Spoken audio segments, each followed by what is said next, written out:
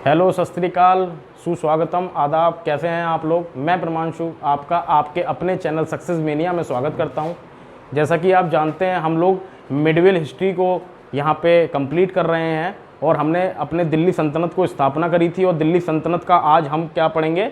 आज हम आखिरी टॉपिक पढ़ेंगे। इससे पहले वाले लेक्चर में मैंने सैयद वंश को फिनिश करा था, कंप्लीट करा था, पूरा एक लेक्चर में मैंने कंप्लीट करा था। बट अब इसके बाद बहुत ही ज़्यादा मोस्ट इम्पॉर्टेंट टॉपिक आता है लोधी वंश, क्योंकि ये दिल्ली सल्तनत का आखिरी वंश है। ठीक है ना? मैंने आपको स्टार्टिंग में ट्रिक भी बताई थी, क्योंकि कभी कभी पैटर्न पूछ लेता है कि किसके बाद कौन सा वंश आया, इसके बाद कौन सा वंश आया, इसके बाद कौन सा वंश आया, और बहुत बार इसके टाइम पीरियड को भी पूछ लेता है। अगर आप पहली बार इस लेक्चर से जुड़े हैं तो मेरी आपसे रिक्वेस्ट है कि आप इससे पहले लेक्चर्स को आप पहले देखें और उसको समझें और उसके बाद आप ये वाला लेक्चर देखें। ठीक है? तो आज हम किसकी स्टार्टिंग करेंगे? आज हम करेंगे लोधी वंश की स्टार्टिंग। जैसा कि आप जानते हैं, हम लोग मैं पहले ही आपको सबसे पहले टाइम पीरियड का फोकस करता हूं कि लोधी वंश कब से कब तक टाइम पीरियड, लोधी वंश का जो टाइम पीरियड रहा वो कब से कब तक रहा। तो लोधी वंश का जो टाइम पीरियड रहा वो 1451 से लेकर 1526 ईस्वी तक रहा। कब से कब तक रहा?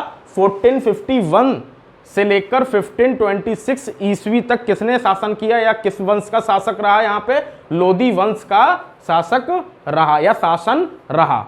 अब आपसे सबसे पहले ही जो क्वेश्चन पूछा जाएगा वो ये पूछा जाता है कि लोधी वंश की स्थापना किसने की थी। सबसे पहला क्वेश्चन मैंने आपसे क्या पूछा कि लोधी वंश की स्थापना किसने की थी। तो लोधी वंश की जो स्थापना करी गई थी वो किसके द्वारा करी गई थी? वो बहलोल लोधी के द्वारा करी गई थी। किसके द्वारा करी गई थी? बहलोल लोधी के द्वारा लोधी वंश की स्थापना करी गई थी या की गई थी।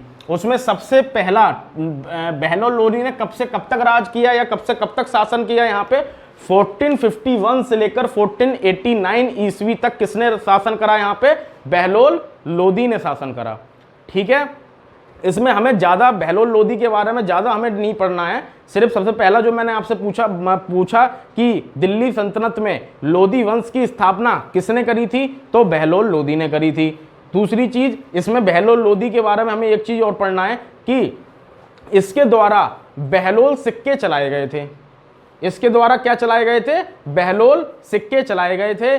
कभी कभी ये भी चीज़ पूछ लिया जाता है, वैसे आप नाम से ही उसका, आप अगर क्वेश्चन पूछ लिया जाएगा तो आप नाम से ही उसको टिक कर देंगे आंसर को कि बहलोल सिक्के किसके द्वारा या किस वंश में चलाए गए थे। तो बहलोल सिक्के किसके द्वारा चलाए गए थे? सबसे पहला क्वेश्चन तो बहलोल सिक्के बहलोल लोधी के द्वारा चलाए गए थे। और बहलोल सिक्के किस वंश में चलाए गए थे? तो बहलोल सिक्के लोधी वंश में चलाए गए थे।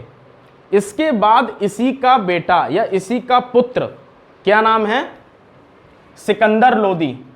बहुत ही अच्छा शासक हुआ ये और काफ़ी इसने काम करे या काफ़ी इसने अभियान करे। सबसे पहली चीज़, टाइम पीरियड कब से कब तक? 1489 से लेकर 1517 तक किसने शासन किया या किसका शासन रहा दिल्ली सल्तनत में? तो सिकंदर लोधी का शासन रहा। कौन गद्दी पे बैठा? सिकंदर लोधी बैठा। उसका टाइम पीरियड कब से कब तक था? 1489 से लेकर 1517 तक इसका टाइम पीरियड था। ठीक है? अब इसमें हम लोग क्या पढ़ेंगे? हम लोग इसमें बहुत से पॉइंट्स पढ़ेंगे।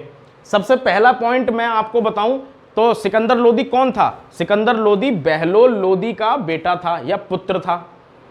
ठीक है? सबसे पहला पॉइंट। दूसरी चीज, इसकी मां हिंदू थी।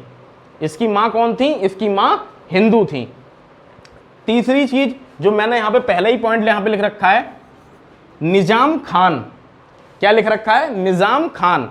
निजाम खान कौन था? तो सिकंदर लोधी के समय में एक निजाम खान नाम के कवि हुआ करते थे। मतलब सिकंदर लोधी के समय में उसके राज्य में या फिर उसके महल में एक कवि रहा करते थे जो कि बहुत प्रसिद्ध कवि थे, जिनका नाम क्या था? निजाम खान। पहला पॉइंट क्लियर हुआ। ठीक है? उसके बाद दूसरा पॉइंट, गुलरुखी। क्या लिखा हुआ है मैंने? गुलरुखी। गुलरुखी इसलिए मैंने यहां पे लिखा हुआ है कि वास्तविक नाम या पेन नेम क्या था? इसका पेन नेम क्या था? इसका नाम था गुलरुखी। ठीक है, दूसरा पॉइंट यहां पे। अब देखिए तीसरा पॉइंट बहुत जरूरी है, जासूस व्यवस्था। इसने अपने समय में जासूस व्यवस्था की शुरुआत करी। किसकी शुरुआत करी? जासूस व्यवस्था की। अब यहीं पे इंग्लिश में एक वन वर्ड आपने नाम सुना होगा। इंग्लिश में अगर आप एसएससी या कोई भी सेंटर का आप पेपर देते हैं, जिस पेपर में इंग्लिश आती है उसमें वन वर्ड आते हैं, आइडियम्स आते हैं, वन वर्ड आते हैं। ठीक है, तो वन वर्ड में एक क्वेश्चन आता है कि जासूस व्यवस्था को किस इंग्लिश में किस नाम से जाना जाता है। तो मैं आपको यहां पे बता दे रहा हूं, जासूस व्यवस्था को इंग्लिश में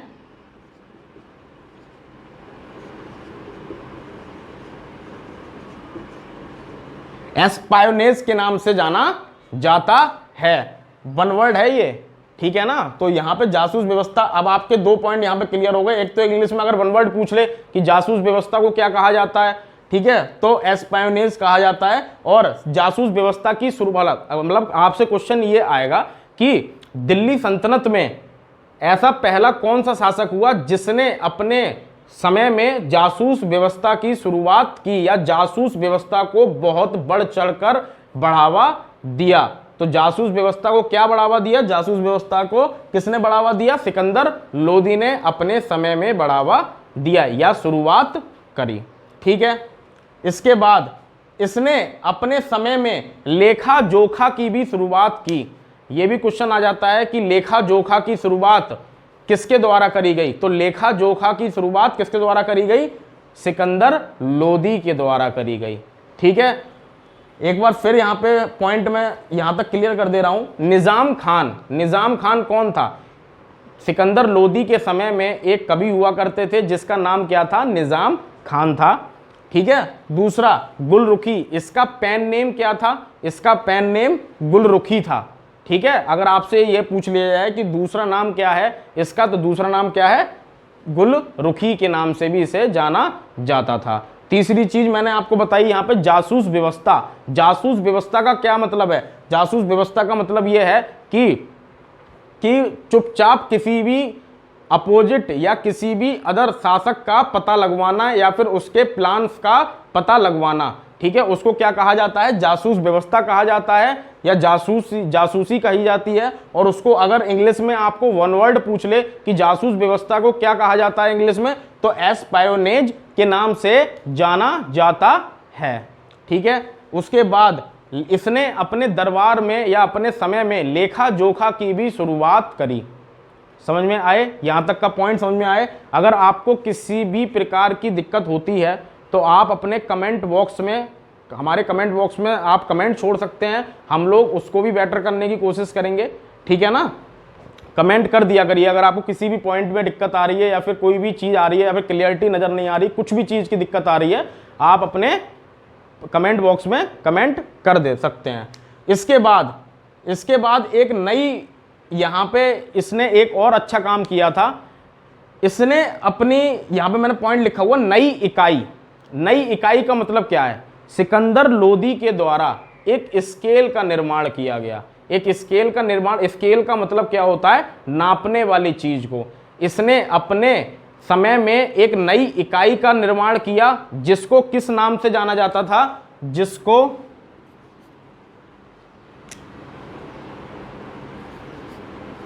गज ए सिकंदरी के नाम से जाना जाता था। इसने अपने समय में एक स्केल का निर्माण किया। ठीक है, और उस स्केल का नाम इसने क्या रखा? उस स्केल का नाम इसने रखा गज ए सिकंदरी। और ये कितने इंच का इसने स्केल का निर्माण किया था?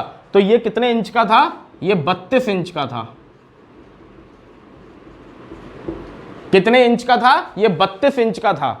ठीक है, इसने अपने समय में किसका निर्माण किया? एक स्केल का निर्माण किया और उस स्केल का नाम इसने क्या रखा? गज ए सिकंदरी नाम रखा। और वो कितने इंच का था? ये 32 इंच का था, क्योंकि ये भी क्वेश्चन पूछ लेता है। अब अगला पॉइंट, इसने क्या किया? इसने 1504 में आगरा का निर्माण किया। बहुत सी बार ये भी पूछ लिया जाता है क्वेश्चन कि आगरा का निर्माण किसके द्वारा किया गया। तारीख तो बहुत कम पूछी जाती है, बट आपको पता होना चाहिए 1504 में इसने आगरा शहर का निर्माण करवाया और 1506 में इसने आगरा को ही अपनी राजधानी बना लिया। ठीक है, दोबारा सुनिए, 1504 में इसने आगरा शहर का निर्माण करवाया और 1506 में इसने आगरा शहर को ही अपनी राजधानी बना लिया। समझ में आई? ठीक है, तो आपके ये वाले पॉइंट भी क्लियर हो गए, ये वाले पॉइंट भी क्लियर हो गए। ठीक है, ये सब इंपॉर्टेंट पॉइंट हैं और अगर आप इसको जो भी आप पेपर की तैयारी कर रहे हैं उसके प्रीवियस ईयर के क्वेश्चंस को या प्रीवियस जो पेपर हुए हैं उसके क्वेश्चन से मैच करेंगे, अगर सिकंदर लोदी के बारे में कोई भी क्वेश्चन आया होगा तो आपका मिस नहीं होगा। ठीक है, लेखा जोखा की शुरुआत, नई इकाई बनवाई जिसका नाम क्या था, गज ए सिकंदरी इसने नाम रखा और कितने इंच का स्केल था, 32 इंच का स्केल था। 1504 में इसने आगरा शहर की निर्माण करवाया और 1506 में इसने आगरा शहर को ही अपनी राजधानी बना लिया। ठीक है, उसके बाद यहाँ पे दो और मैंने पॉइंट लिखे हुए हैं। इसके बाद इसने दो और शहरों को जीता या दो और जगह को जीता जिसका नाम क्या था, पहला जो जगह इसने जीती वो था धौलपुर, जो कहाँ पड़ता है, राजस्थान में पड़ता है। क्या पड़ता है? धौलपुर, जो कहाँ पड़ता है, राजस्थान में पड़ता है। और उसके दूसरे इसने चंदेरी, और चंदेरी कहाँ पड़ता है, मध्य प्रदेश में पड़ता है। ठीक है, आई होप आपको समझ में आ गया होगा। एक बार अगर आप चाहें तो स्क्रीनशॉट ले लें और एक बार मैं फिर आपको समझा दे रहा हूं इन पॉइंटों को जिससे आपको क्लियर हो जाए।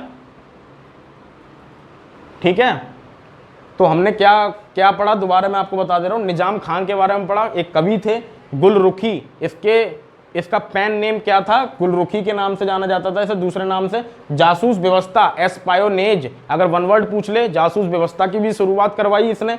लेखा जोखा की भी शुरुआत करवाई, सिकंदर लोदी के द्वारा करी गई। नई इकाई, इसने एक स्केल का निर्माण करवाया जिसका नाम गज ए सिकंदरी के नाम से रखा गया और वो कितने इंच का स्केल था, वो 32 इंच का स्केल था। 1504 में आगरा शहर का निर्माण करवाया गया। 1506 में इसने आगरा शहर को ही अपनी राजधानी बना लिया। ठीक है, दो और शहर इसके द्वारा जीते गए, धौलपुर और चंदेरी। धौलपुर कहाँ पड़ता है, राजस्थान में, और चंदेरी कहाँ पड़ता है, मध्य प्रदेश में। ये सब आपके इंपॉर्टेंट पॉइंट थे सिकंदर लोदी के समय के। ठीक है, आई होप आपको समझ में आया होगा। इसके बाद अभी लोदी वंश खत्म नहीं हुआ है, इसके बाद इसका आखिरी शासक, जो लोदी वंश का आखिरी शासक बताया जाता है, इब्राहिम लोदी, और मुगल सल्तनत की नींव। ये हम लोग अगले लेक्चर में डिस्कस करेंगे और मुगल एम्पायर को स्टार्ट कर देंगे और इब्राहिम लोदी जो दिल्ली सल्तनत का आखिरी शासक कहा गया है उसके बारे में भी हम लोग डिस्कस करेंगे। आपका सिर्फ यही काम है, लाइक करिए चैनल को, सब्सक्राइब करिए और ज़्यादा से ज़्यादा शेयर करिए जिससे कि और बच्चे इसका लाभ उठा सकें। ठीक है, सुरक्षित रहिए, घर रहिए। नमस्कार।